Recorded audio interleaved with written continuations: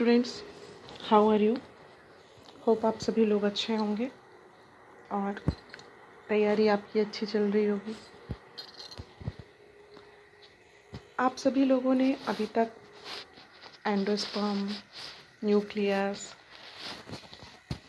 Male gametophyte, female gametophyte और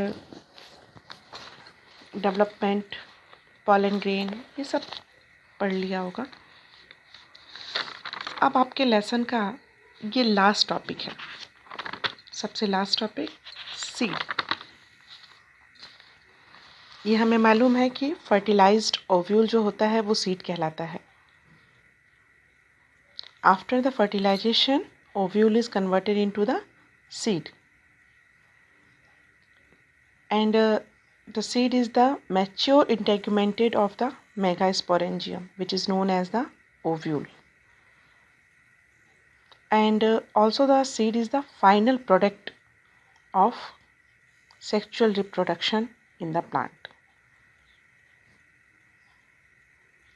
इतना सबको समझ में आया होगा। सीड क्या है? पहला thing, it is the fertilised ovule is called seed, and after the fertilization ovule is converted into the seed. Other thing is that seed is the mature integumented megasporangium, जिसे हम मेगास्पोरेंजियम को क्या बोलते हैं? Ovule. And seed is final product of the sexual reproduction in the plant. इतना हो गया. अब चलिए आपकी बुक में क्या लिखा है वो पढ़ा जाए. In angiosperms the seed is the final product of sexual reproduction. It is often described as a fertilised ovule. क्या कहा जाता है इसे? Fertilised ovule. Seeds are formed inside in fruits. Seed कहाँ बनते हैं? सीड फ्रूट के इनसाइड बनते हैं. कैसे? देखो, ये अगर आपका फ्रूट है, ठीक, ये हो गया fruit and it is the seed, and embryo inside the seed.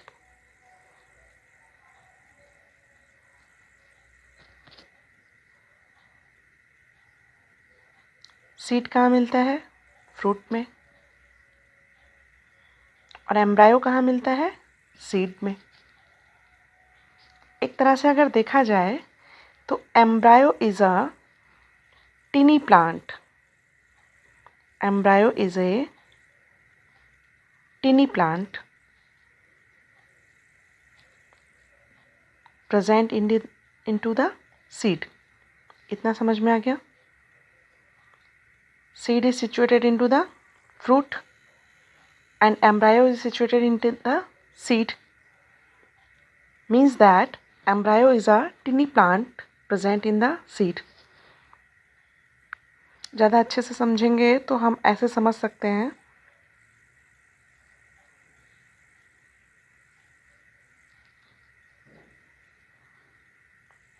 Mango क्या है? फ्रूट है. फ्रूट के अंदर क्या होता है? सीड, जो गुठली होती है आम के अंदर. अच्छा, सभी बच्चों ने ये चीज़ तो ज़रूर किया होगा कि ये जो सीड होता है, आम की गुठली जो होती है, आप उसे बो देते हैं बारिश के टाइम पर, उसमें से वाइट कलर का जो निकलता है अंदर, है ना, गुठली फोड़ी जाएगी तो अंदर वाइट कलर का जो सब्सटेंस निकलेगा वो होता है एम्ब्रायो. आई थिंक अब आपको अच्छे से समझ में आ गया होगा. fruit have the seed and seed have the embryo inside them, Embryo is a tiny plant present in the seed. Seed are formed inside the fruit. A seed typically consists of seed coat, cotyledon, and an embryo axis. में diagram आप देखें, ये देख रहे हो diagram. Seed have the cotyledons. cotyledon है ना. cotyledon याद है कितने प्रकार के होते हैं? डाइकॉट होगा तो cotyledon कितने होंगे? 2. और मोनोकॉट होगा तो कितने होंगे? 1. सीड के कितने भाग हो गए? पहला भाग यहाँ देखो सीड कोट है, ठीक. सेकंड भाग क्या है? कॉटिलिडॉन है. और थर्ड पार्ट क्या है? रूट एक्सिस, जिसको हम एक तरह से एम्ब्रायनल एक्सिस भी बोलते हैं. आ रहा है समझ में? सीड कोट आउटर कवरिंग है सीड की. फर्स्ट थिंग एक और देख लीजिए कि जो सीड है वो कितने भागों में बटा हुआ है? 2 भागों में बटा हुआ है. तो इसको हम क्या बोलेंगे? कॉटिलिडॉन, ठीक. डाइकॉट कॉटिलिडॉन होगा तो it is divided into the 2 part, and monocot होगा तो डिवाइडेड इनटू द 1 पार्ट.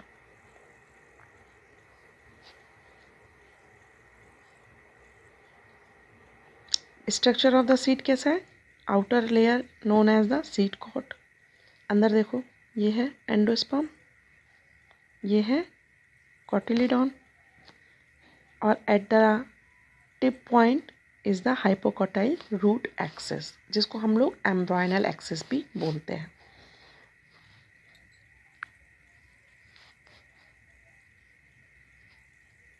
ठीक. The cotyledon of the embryo are simple structures, generally thick and swollen due to the storage of the food. Seed कैसे हो जाते हैं? Generally thick and swollen. क्यों? Due to the storage of the food. Food कैसा होता है? Food in the mode of reserve. Example देखिए, as in legumes. दाल वाली अरहर देखिए ना, यानी जो सीड है वो फूड रिजर्विंग के कारण कैसा हो गया है? स्वेलन हो गया है. अब देखो एनसीईआरटी मैच्योर सीड को क्या लिख रही है कि mature seed is divided into the 2 part. First is the non albuminous and second is the albuminous. यानी mature seed is divided into the 2 part, non albuminous और एल्बुमिनस. अब नॉन एल्बुमिनस किसको बोलते हैं? Non albuminous seed have no residual endosperm, have no residual endosperm as it is completely consumed during the embryo development. Example is the pea and the groundnut. pea मटर सबने देखा है ना? मटर पूरी तरह से गोल स्ट्रक्चर है, फूला हुआ स्ट्रक्चर है. मूंगफली को ले लीजिए, मूंगफली भी आप देख रहे हो गोल फूला हुआ स्ट्रक्चर है. यानी एल्बुमिनस किसको बोल रहे हैं? ऐसा बीज जिसमें एम्ब्रॉयनिक डेवलपमेंट में पूरा का पूरा एंडोस्पर्म यूटिलाइज हो जाता है और बीज में फिर एंडोस्पर्म बचता ही नहीं है. ये डायग्राम आप देख रहे हैं ना, देखो ये एंडोस्पर्म है,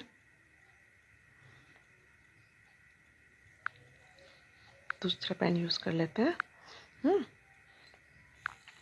ये एंडोस्पर्म दिखाई दे रहा है ना, ये है एंडोस्पर्म. यानी क्या कहा जा रहा है?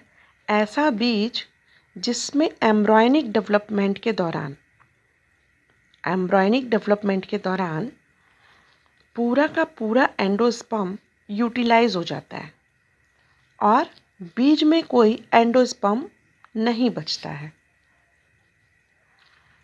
ये इस तरह का जो सीड है उसको हम क्या बोलते हैं? Non albuminous. क्या बोलेंगे?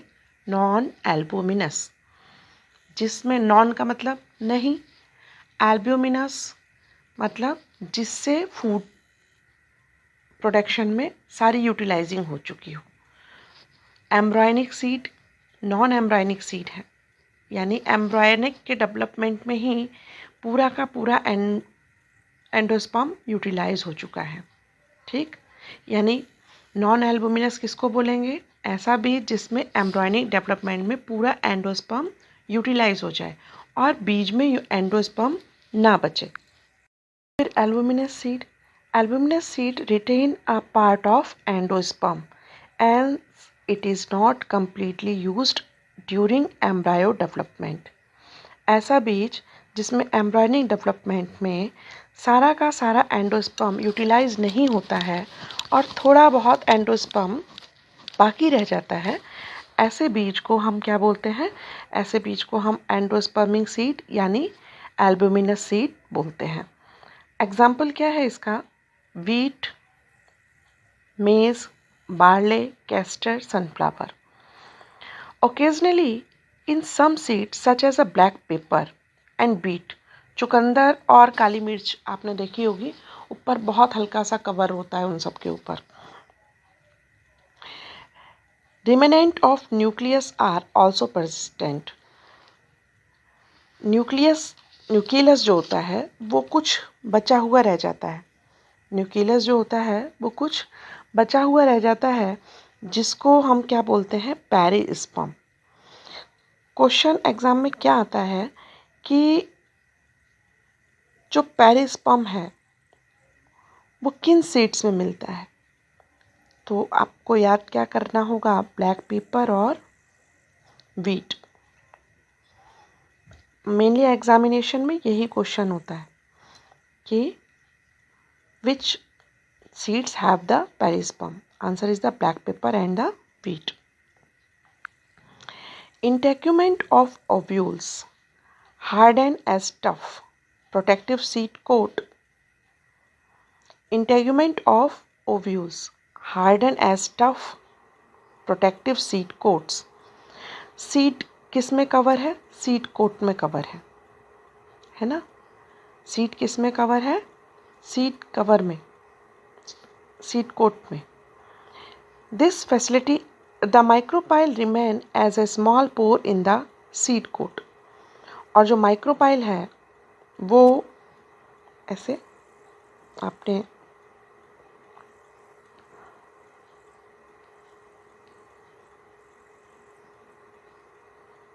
सीड देख रहे हो, ये है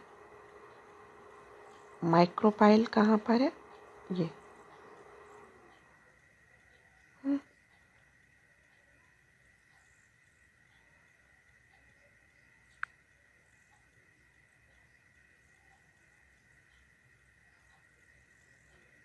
यानी integument of the ovule harden as tough protective seed coat. The micropyle remain as a small pore in the seed coat. ऐसे समझो।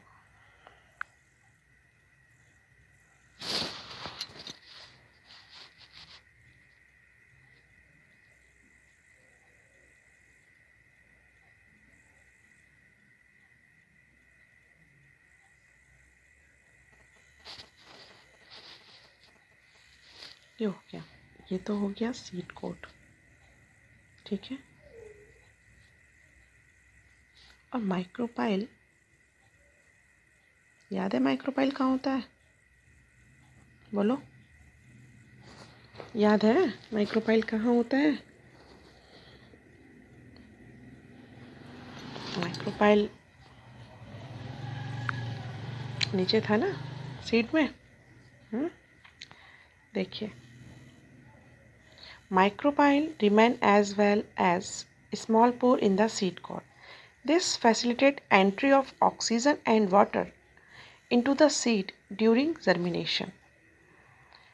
क्या करता है? जर्मिनेशन के दौरान ऑक्सीजन और वाटर को इंट्रोड्यूस करने का काम किसका है? माइक्रोपाइल का।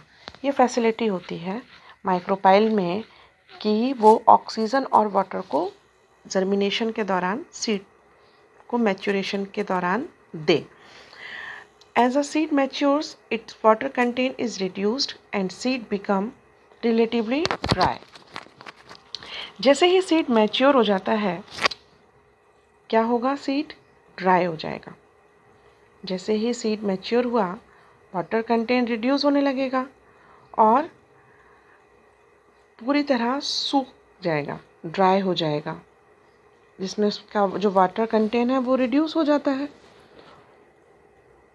और जो एम्ब्रॉयनिक स्टेज है उसकी वो किस स्टेज में पहुंच जाएगी? डॉर्मेंसी स्टेज में पहुंच जाती है ना? डॉर्मेंसी स्टेज में पहुंच जाएगी। द एम्ब्रायो में enter a state inactivity called dormancy. But जैसे ही सीड मैच्योर होगा, लिखा है ना कि as seed mature its water content is reduced and seed become relatively dry.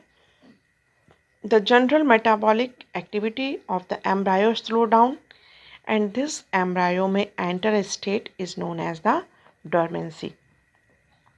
If the favorable conditions are available, adequate moisture मतलब नमी मिले, ऑक्सीजन मिले, suitable temperature मिले, तो फिर ये क्या करेंगे? तो ये जर्मिनेट होना शुरू हो जाएंगे।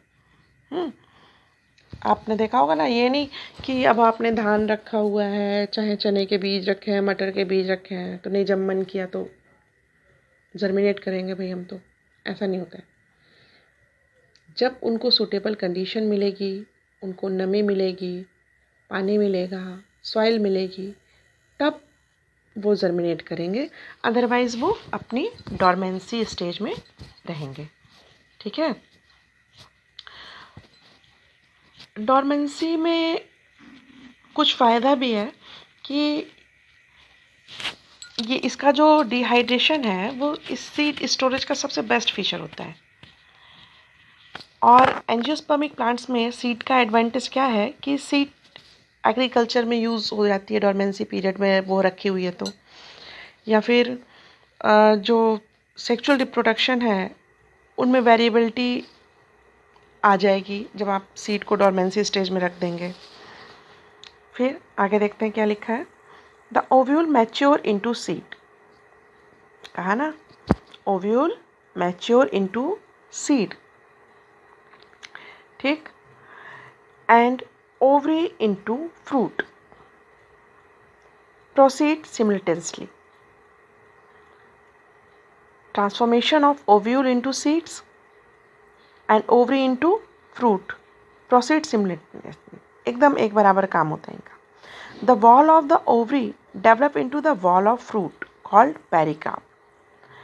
जो ओवरी का वॉल है वो फ्रूट का क्या कहलाता है? पेरिकार्प कहलाता है। इसको अंडरलाइन कर लेना। The wall of ovary develop into the wall of fruit called the pericarp. The fruit में बी फ्लैशी, फ्लैशी जो गूदेदार जिसको कहते हैं, ठीक है, गुआवा, ऑरेंज, मैंगो एक्सेट्रा, और may be dry as in the groundnut and mustard. Many fruit have evolved mechanism for dispersal of seed. Dispersal of seed हम लोग पढ़ चुके हैं, है ना, कैसे डिस्पर्सिंग होती है। लिखा हुआ है, देख लीजिए। Recall the classification of fruit and the dispersal mechanism studied in the earlier class. First year में था ये सब, जो कि आपका रिड्यूस हो चुका था सिलेबस में से। अब क्या करोगे? बुक में से पढ़ लेना, फर्स्ट ईयर की बुक होगी तो, क्योंकि ये सब फर्स्ट ईयर में लिखा हुआ है और आपका सिलेबस रिड्यूस कर दिया गया था। In most plant by the time the fruit develop from the ovary, ये हमें मालूम है कि फ्रूट किससे डेवलप होता है, ओवरी से। And other floral part degenerate and fall of, other part जो होते हैं वो सब डीजनरेट हो जाते हैं, फॉल ऑफ हो जाते हैं, गिर जाते हैं, है ना।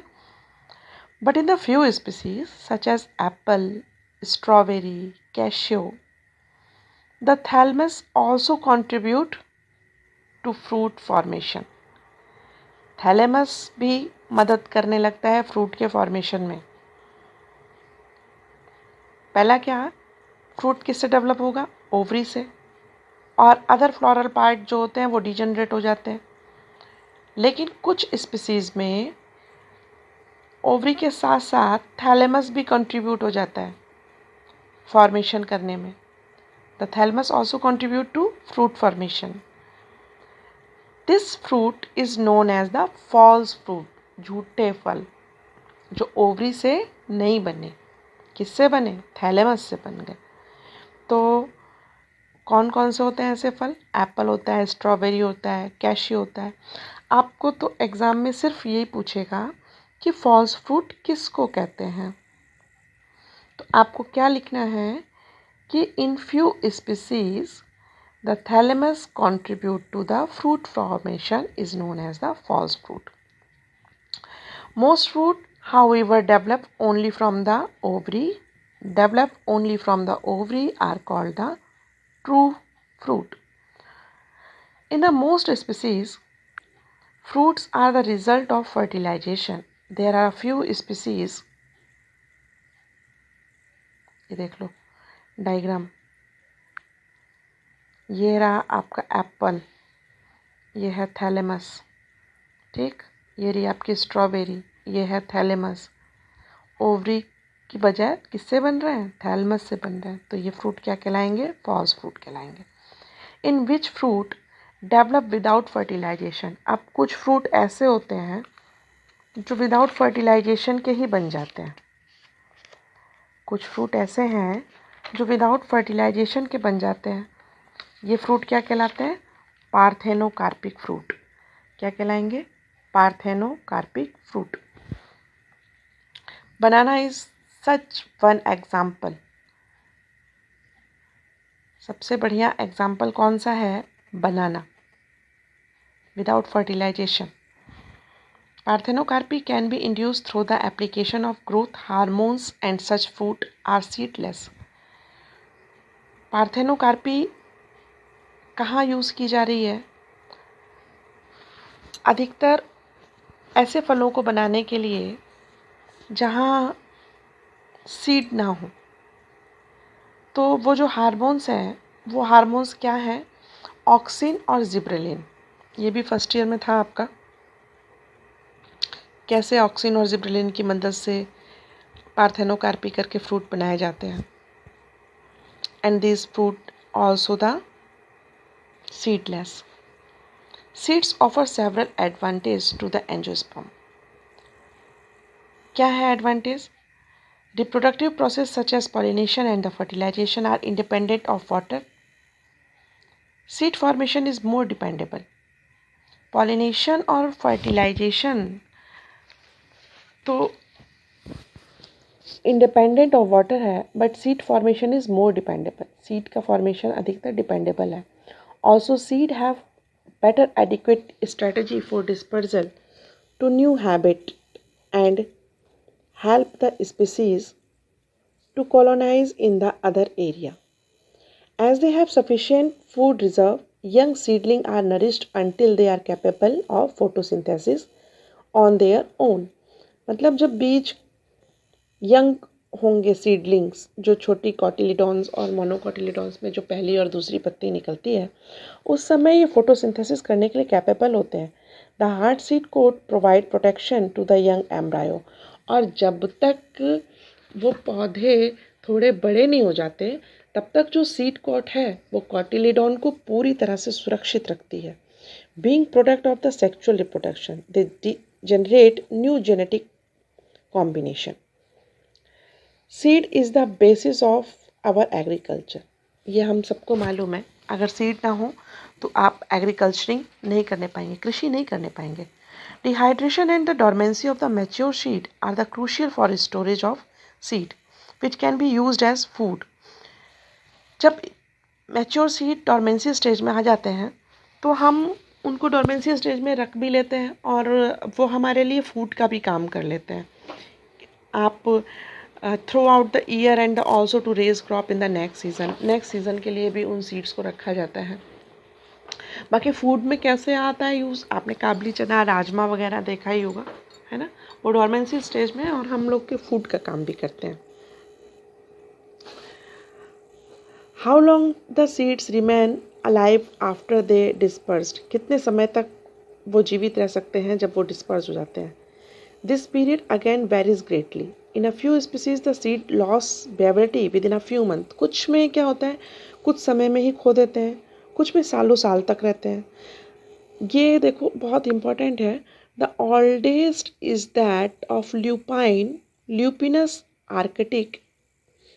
Excavated from the Arctic tundra, the seed germinated and flower recorded to the 10,000 year of the dormancy.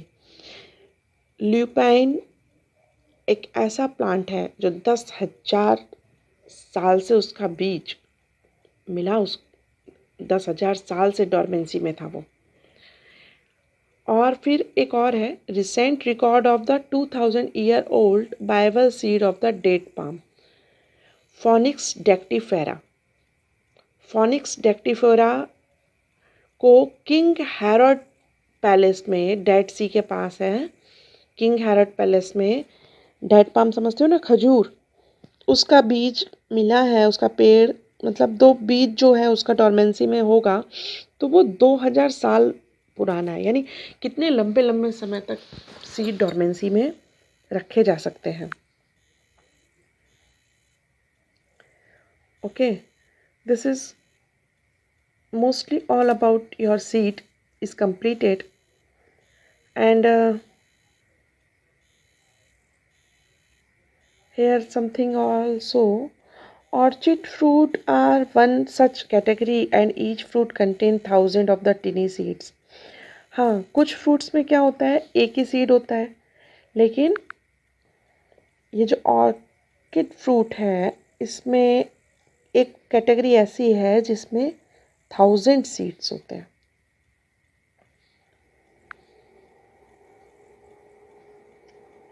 Okay, all this about of the seeds.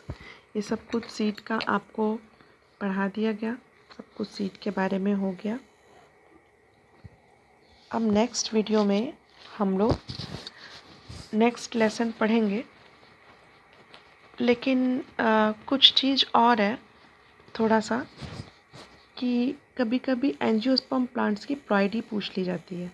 Synergid कितना है, हैप्लॉइड है. और एंटीपॉडल क्या है, हैप्लॉइड है. एक्सेल कैसा है, हैप्लॉइड है. मेल गैमेट कैसा है, हैप्लॉइड है. इंटेग्यूमेंट्स कैसा है, डिप्लॉइड है. न्यूक्लियस कैसा है, डिप्लॉइड है. एंडोस्पर्म कैसा है, it is a diploid. Embryo sac कैसा है, हैप्लॉइड है. Microspore mother cells diploid. Megaspore mother cell diploid. Okay, this is all about your lesson, sexual reproduction in the plants. Next video we discuss about our new lesson. Okay.